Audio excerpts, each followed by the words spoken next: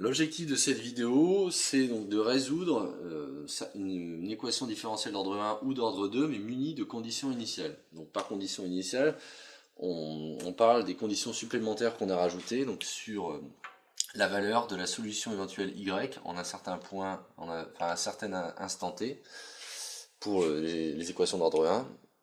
Et pour les équations d'ordre 2, la valeur donc de la variable, enfin de la solution y ou à un certain instant t, et de sa dérivée à un certain instant t.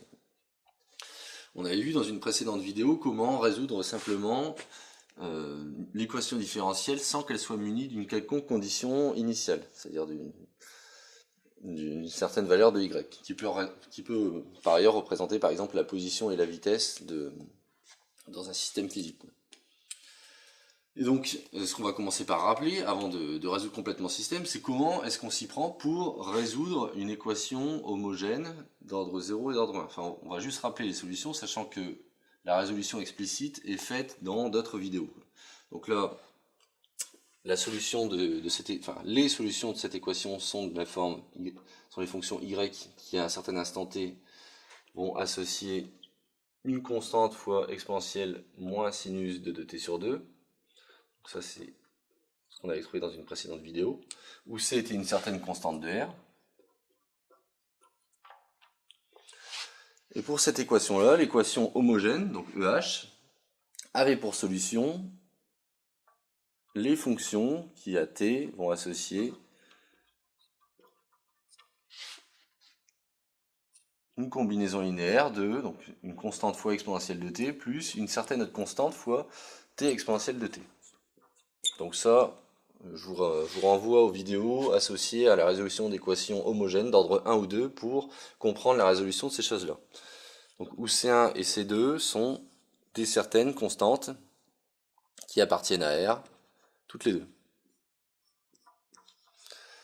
Donc la première chose qu'on peut remarquer, c'est qu'il n'existe pas une solution pour cette équation, pour l'équation du haut, pour l'équation homogène, mais il en existe une infinité. Il existe autant de solutions que de constantes C à disposition. Et donc tout l'enjeu de rajouter des conditions initiales, c'est de déterminer la solution qui va non seulement vérifier l'équation différentielle homogène de départ, et qui va en plus vérifier la condition initiale qu'on lui aura assignée. Donc là, on peut comprendre un peu plus facilement pourquoi on a besoin d'une condition initiale d'un côté et de deux de l'autre, simplement parce qu'ici il y a une constante à fixer, et ici il y a deux constantes à fixer. Donc du coup, ces deux conditions vont nous permettre de déterminer ces constantes.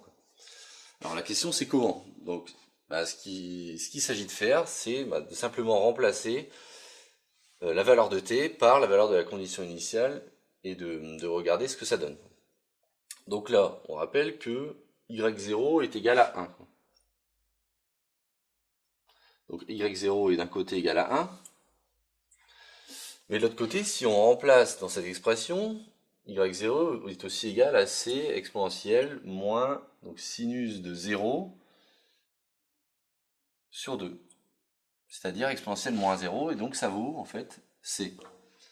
Si bien qu'on a obtenu que c est égal à 1. Et donc la constante c a été déterminée, il existe donc finalement une unique solution qui est la fonction suivante qui à t va associer donc 1 fois exponentielle moins sinus de 2t sur 2. Et donc là on a déterminé la solution, donc il y en a une seule, du système complet de l'équation différentielle homogène plus de sa condition initiale. Donc la condition initiale a permis de fixer la valeur de C. Bon, maintenant, même chose pour la seconde, avec à la différence près que maintenant, il y a une condition initiale qui est ajoutée sur la fonction, sur la dérivée de la solution y. Donc la première chose à faire, c'est de calculer la dérivée de cette fonction y. Donc la dérivée de cette fonction, elle est donnée par y' de t, est égal à c1. Donc là, c'est pareil, je vous renvoie au calcul des dérivées pour obtenir l'expression, mais elle est donnée donc, par C1 plus C2 exponentielle de t plus donc C2 t exponentielle de t. Et on va faire le même genre de choses, c'est-à-dire qu'on va maintenant remplacer la variable t dans les deux fonctions qui sont ici par 0. Et on va regarder ce que ça donne. Donc là, cette fois-ci, au lieu d'avoir une seule équation, on va avoir un système du coup de deux équations. C'est-à-dire que d'un côté, on va avoir que y0 est égal à 1, et de l'autre côté, que y' de 0 est égal à 0. Mais y0, c'est C1 exponentielle de 0, c'est-à-dire C1, parce que exponentielle de 0 est égal à 1, plus C2 fois 0 fois exponentielle de 0. Et C2 fois 0, du coup ça fera 0, et il me reste uniquement C1. Ensuite, pour la dérivée, bah pareil, on va remplacer t par 0 là-dedans, ce qui va nous donner, donc d'un côté, C1 plus C2 fois exponentielle de 0, c'est-à-dire C1 plus C2 fois 1, plus C2 fois 0 fois exponentielle de 0, c'est-à-dire 0. Et donc on se retrouve finalement avec un système à deux équations, deux inconnues sur C1 et sur C2, ce qui nous permet de déterminer explicitement ce que valent C1 et C2. C'est-à-dire que C1 d'un premier côté est égal à 1, et C2, C2 est égal à moins C1 si on passe le C1 de l'autre côté, et moins C1, C1. Donc ça fait moins 1. Le résultat, c'est que on a déterminé nos deux constantes, et donc il existait une infinité de solutions pour uniquement l'équation homogène. Maintenant, muni de ces deux conditions initiales, il existe une unique solution à ce problème qu'on appelle aussi problème de Cauchy.